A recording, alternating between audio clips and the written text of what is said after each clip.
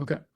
Welcome to the Blue Swan podcast. Today we have Aron D'Souza, who was the mastermind behind the Hulk Hogan versus Gawker media suit, founder of the Enhanced Games and current president of the board of directors of it that is going public for $2.5 billion. And then the founder of Objection AI, which is his third endeavor backed by Peter Thiel. And so on that note, please say anything you'd like about yourself, your work, anything at all.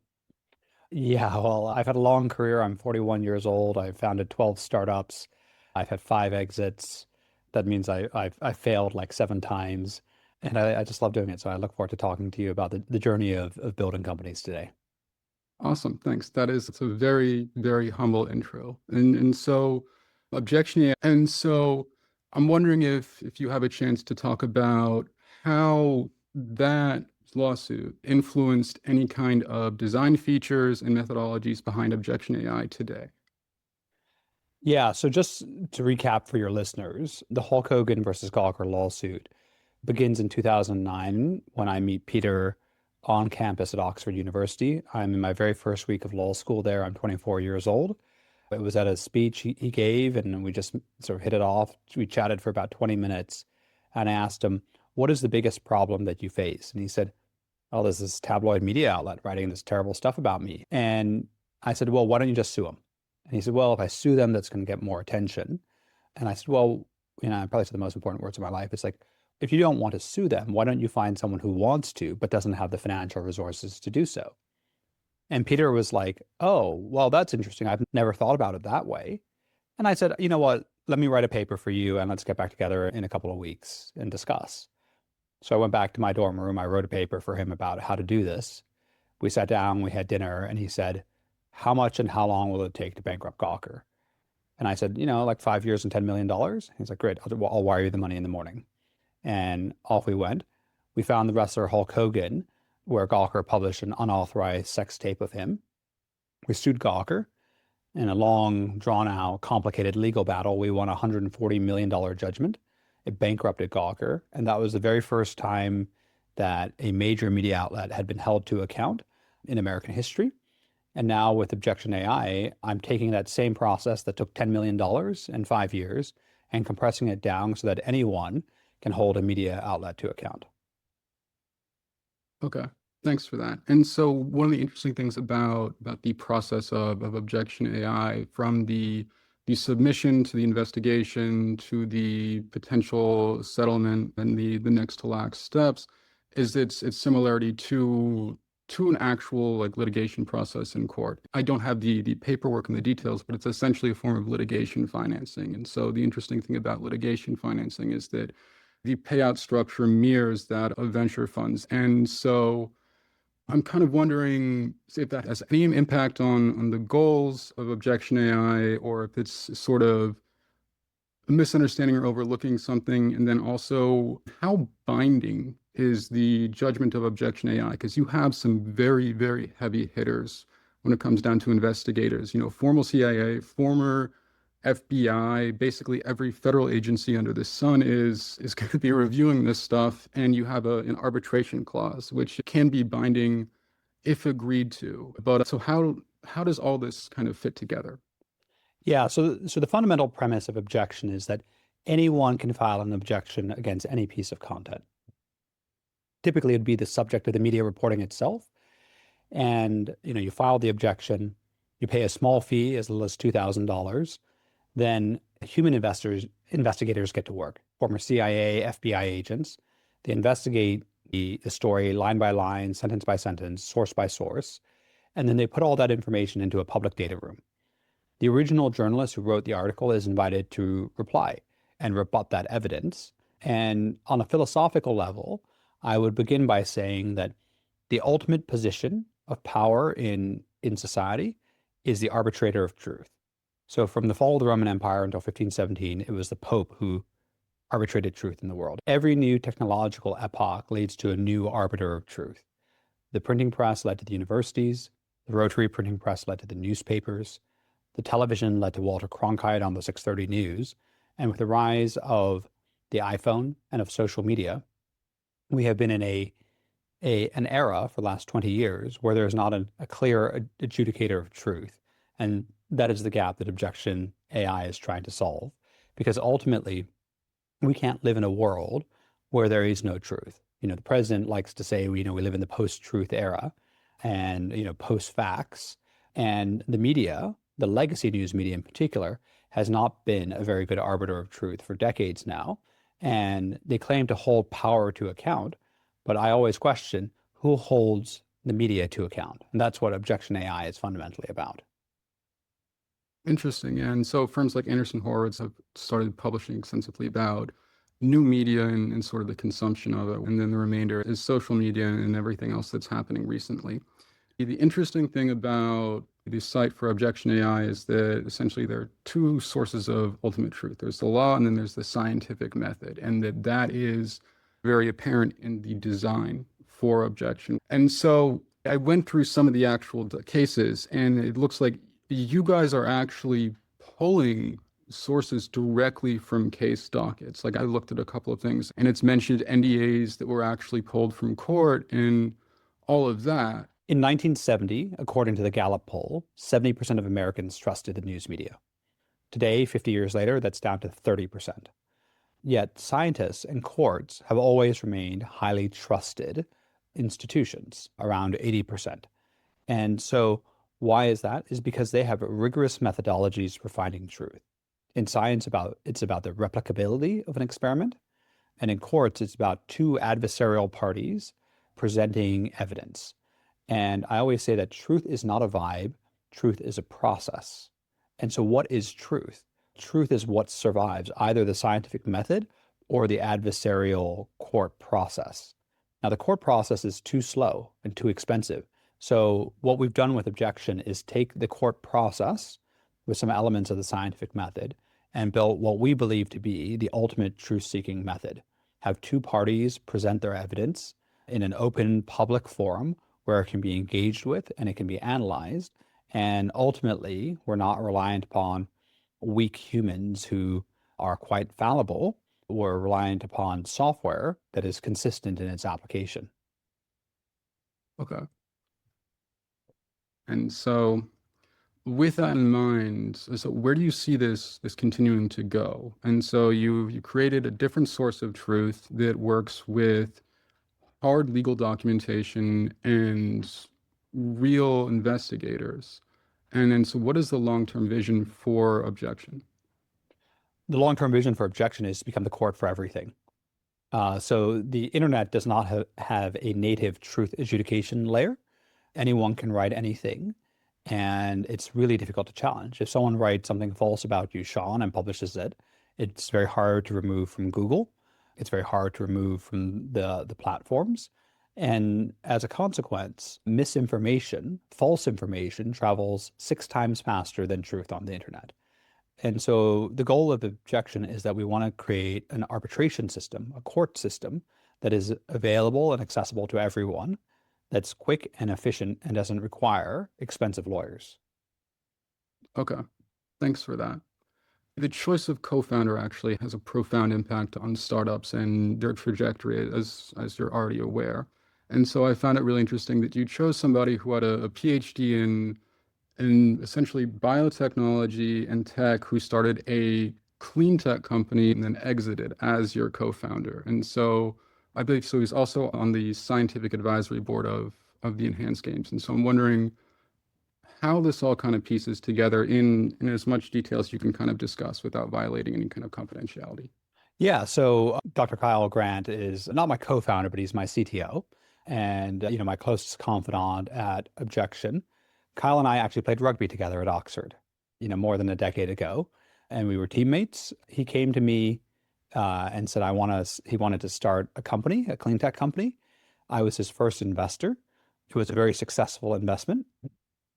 And I've been trying to hire him for a very long time. And he exited that business to a listed conglomerate a few months ago. And he called me up and he said, Aaron, I want to come back in the game. And I said, well, I've recently stepped down as CEO of Enhanced. I've got some time. I'm thinking about building my next company too. I tried being retired. I was retired for like 3 weeks and I didn't enjoy it at all. This is my first time starting a business without an official co-founder. I've always had co-founders previously. And this is also the first time I'm funding a business essentially myself. So the majority of the seed capital is my own. And, I'm taking a lot of the risk myself. But, I'm 40 years old. I've done this a dozen times. I find it very formulaic. Interesting. Yeah. So being largely self-funded also gives people, I guess, a potential for a much, much better payout, and then also a lot more control over the direction and the trajectory of the company.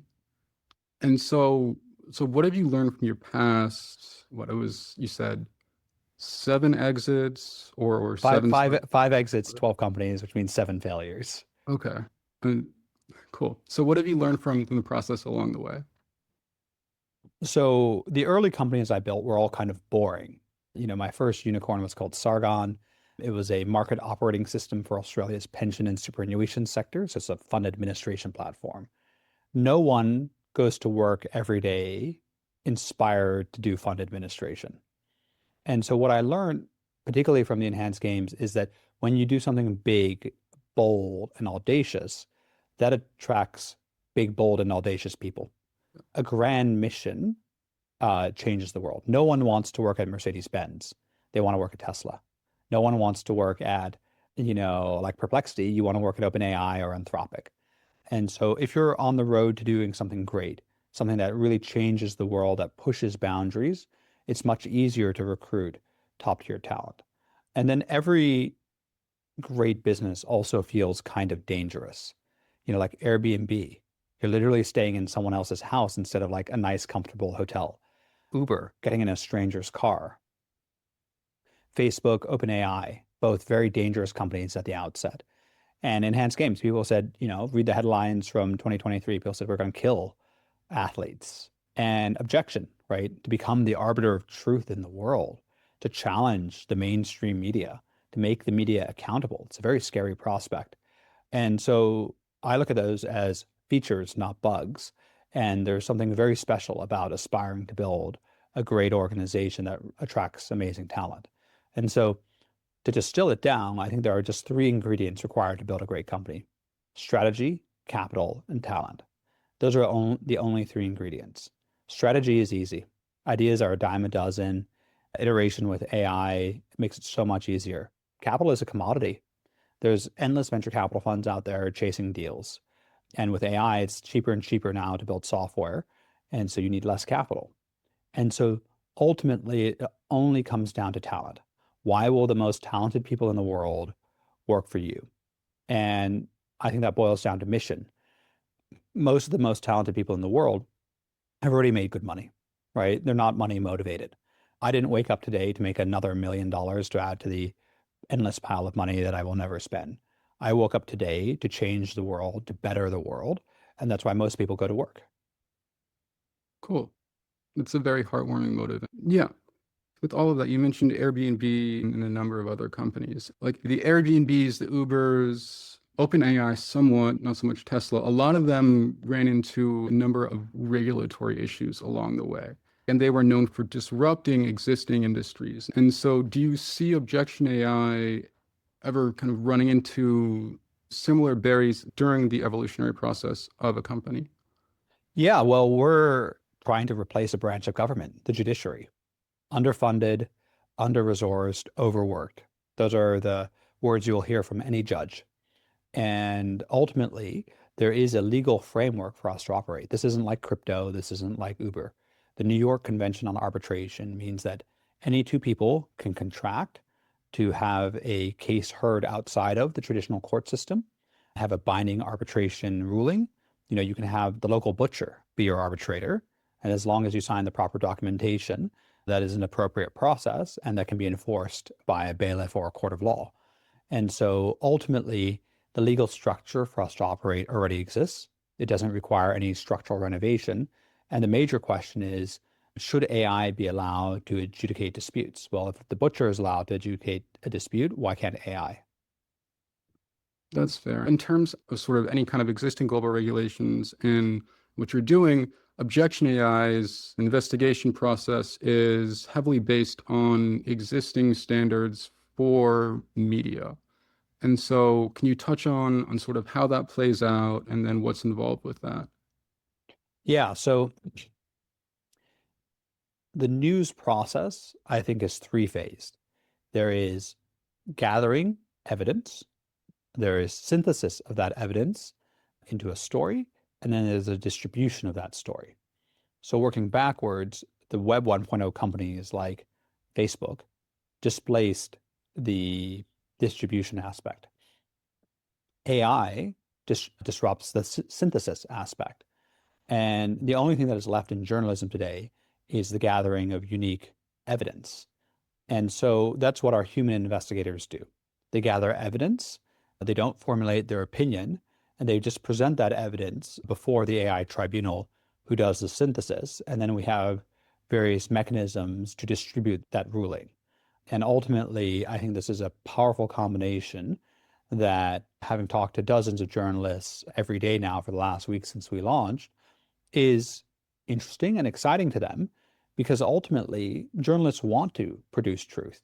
They want to tell a fair, accurate story, but they exist in a media environment owned by the likes of Rupert Murdoch and other media barons, where they're forced to generate clickbait.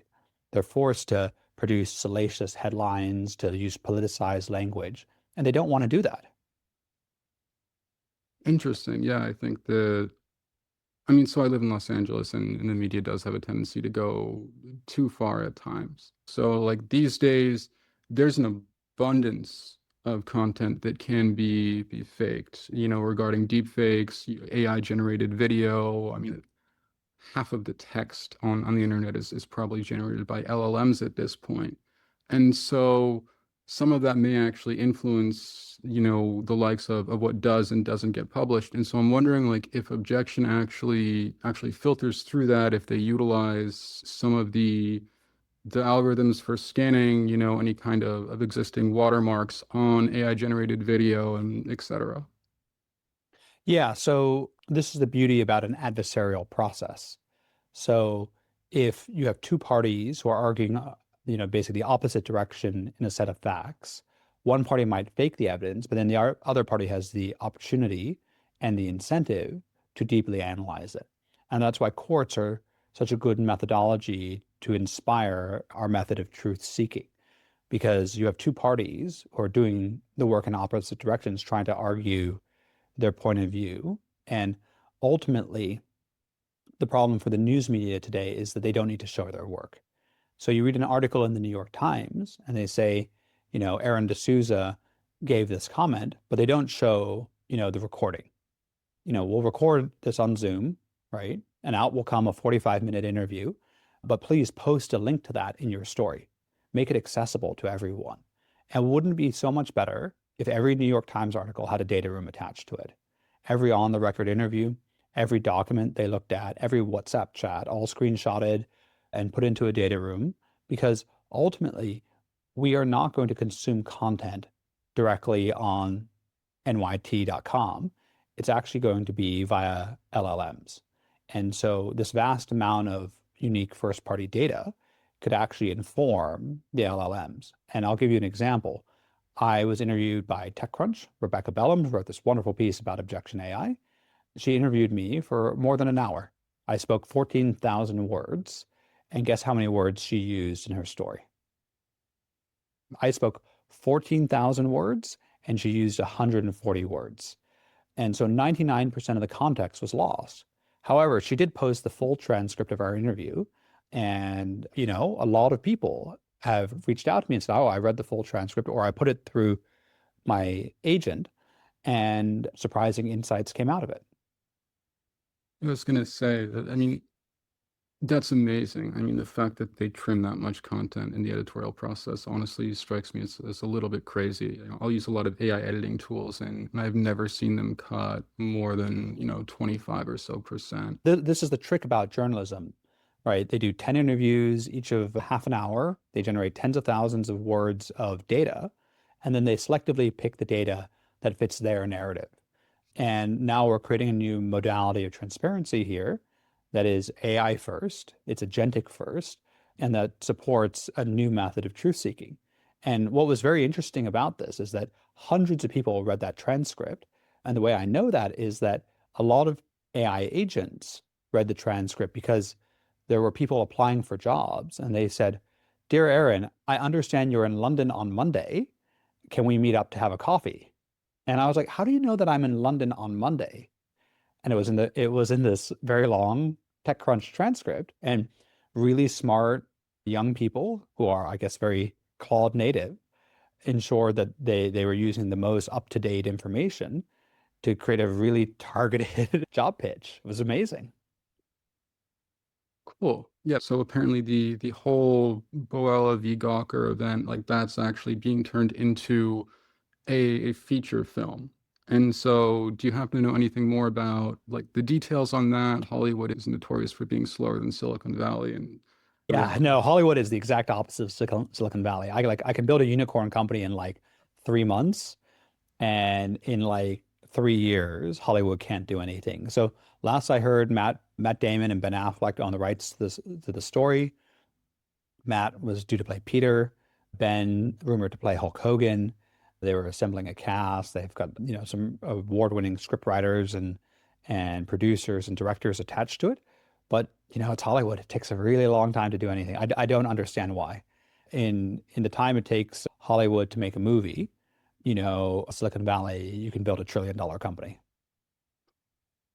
Yeah, honestly, I mean, so they're starting to use a lot more AI tools for generating movies at this point. But I mean, in terms of the discrepancies between the way media is done in like, let's say, startups in Silicon Valley and Hollywood, you have all these people in LA with publicists, and so it's like anything they do goes through their publicist and so on and so forth. But like if you told an entrepreneur you have to talk to your publicist every time before you do a media outlet, it's like, is my publicist on the board of directors? If not, why would I listen to this? And so, how can you see that sort of playing out in terms of objection? Yeah, well, I think it's culture is what leads organizations, and culture isn't about having, a ping pong table in the office. Culture is how you work, and ultimately, producing a movie is not high agency, right? It's this like creative endeavor. It's about like creating art versus creating a startup is about solving a problem, right? And you exist in a competitive environment where other people, if you don't move fast enough, will solve that problem and steal your lunch and destroy your business. And so that relentless competition, I think, is extremely healthy. And that's why the startup world has to move so quickly, because it is the hardest working, most intellectually able team that wins, not some artist who's sitting there trying to create a masterpiece. And, I've tried to work with creatives before. I never really succeed. My focus has always been working with like engineers and finance people who are very easy to manage. When someone says they're trying to build art, I'm like, that is fundamentally incompatible with a startup mentality. You're not kidding. And I mean, so there have been some brilliant artists on the show who've won Oscars, Emmys, Grammys, et cetera. But it really it is a very, very different process, and it's basically impossible to scale the same way because it's like you can win an Emmy for being the best casting director or set designer or whatever, but like that can't scale in a manner that is good for terminal value in teams. And so a lot of people will talk about athletes kind of manage startups like a little bit differently. And so you played rugby back at Oxford, and I'm wondering if you can talk about how that influences the managerial process and sort of how you like to run things. I think it's very simple to manage people when there's a unified goal. So rugby is easy. You want to win the match. You want to win the championship. And, when I started the enhanced games, a lot of people came to me and asked these questions like, what's your position on Palestine? And I'm like, I don't care, right? They're like, oh, but will you allow Palestinian athletes and Israeli athletes, or what about trans women and all these like politicized issues? And I would say it's very simple. Our only mission is superhumanity. You can argue about all these other things in your free time, but in the office, at the enhanced games, our only mission is to make superhumans. Our mission is not like the Olympic Games. The Olympic Games is about kumbaya and peace to the world and demonstrating human excellence and peace and cooperation. That's a lot of very different missions.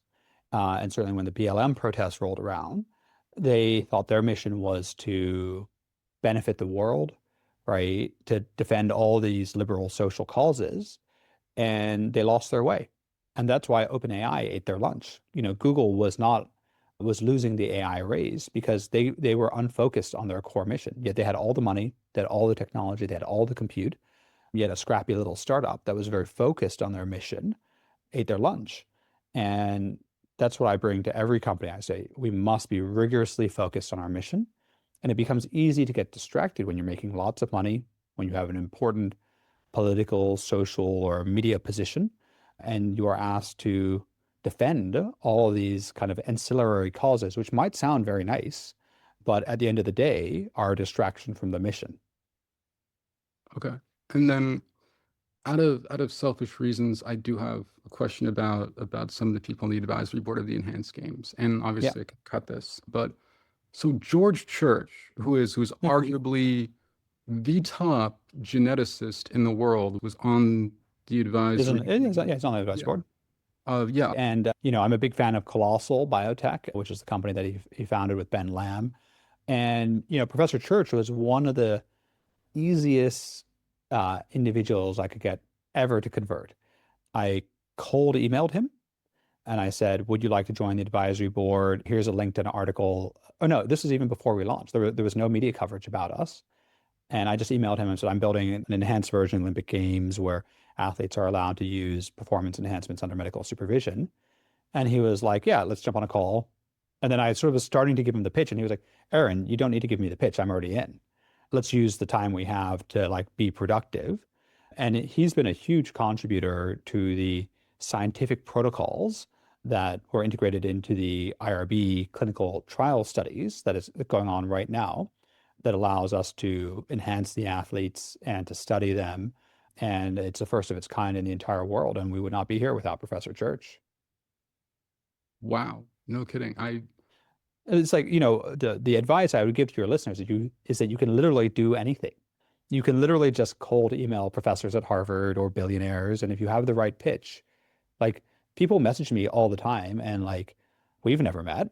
I don't really know who you are. You just asked me to be on your podcast. And I was like, yeah, sure. I'll come and talk to you. And you can make your own destiny.